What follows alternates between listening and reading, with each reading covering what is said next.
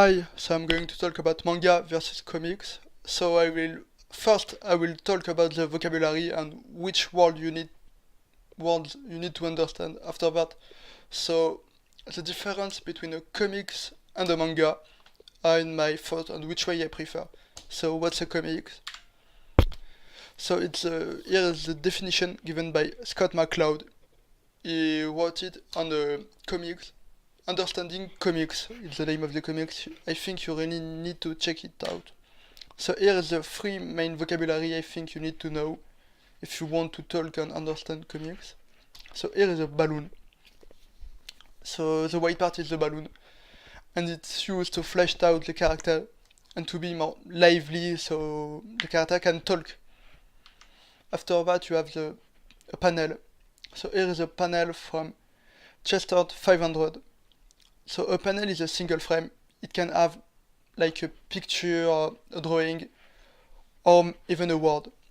You don't want to have too many panels in one page because it's going to be hard for the reader to understand what's going on, and they will be tired if there is too many panels.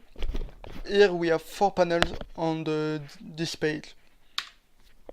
After that, so we have a page. So a page is composed of panels, gutters, tears, and balloons. So I already talked about the panels. And the gutters is a white space between each panels. So it's really important to have gutters because in a comics, whereas other media, we don't have a clear times. So when there is, so it's used to create a time or even a space between every panels. After all, we have tears. Tears isn't super interesting to know, but it's more like a thing which is used, to have a more construct page. So here we have three tiers. It's a row of a page, and if you have too many tiers, it's going to be hard to read because we don't know where we need to read. And after that, as I said, the balloons, so to flesh out the character and so they can talk. We have the transition. There is 6 types of transition, but I will talk about the main one. So action to action. It shows a single subject progressing through a movement. Subject to subject. So the transition stays within a specific scene or idea. Scene to scene take place across significant time or distance, for example a flashback.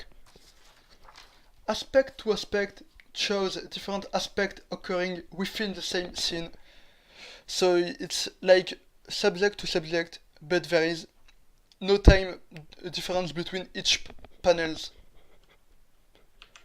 So now there is comics versus manga transition. You need to know that comics most of the time use action to action transition for like 60 to 65% of time they use action to action, whereas a manga use action to action and subject to subject. It's like 50-50 if I can say that. On one hand, comics rarely use aspect to aspect. On the other hand, manga use a lot more aspect to aspect because they can take the time to establish a mood and the story to show it on other angles so it can be more sentimental. After that, I will talk about the difference. So in the format, so there is colored pages for the comics and the black and white pages for the manga because when they publish the magazine and the volume after that, they simply publish it in black and white, so you can afford it. Whereas the comics is more expensive, but most of the time you have like a better quality of paper and it's in color. You also have like bigger format. It's almost like a A4, whereas comics is you can carry it around. It's really short. It's really smaller. After that, there is a difference in the story. Most of the time, comics have shorter story. Like if you take for example Batman. So Batman, you have like a story created by by one guy, and DC Comics will pay another guy to create another story, and the story most of the time aren't linked in, so you can simply read one story but without reading the other story, and you will be able to understand the main point of it. Whereas if I take for example Naruto, I think there is like 72 volumes of Naruto. If you decide to start at the volume 10 and you didn't read the other volumes, you will be kinda lost because you won't understand what's going on and everything. And also, as I already talked about, manga before they are published in volumes are published in a magazine, weekly or monthly magazine, so they have a little bit less time to create the world and the environment of the story. But so here's my thought. I prefer manga because I think they have more time in the volumes to create the story, and I think I prefer the way they tell the story. So because we have more fleshed out character if they take the time to create it. Also, for the art, I think the art in manga are, are simpler because we have less action to action with, and so it's more enjoyable for me to read because it takes more the time. It's simply slower, and you have less action, so less movement. So the art is simpler to look at.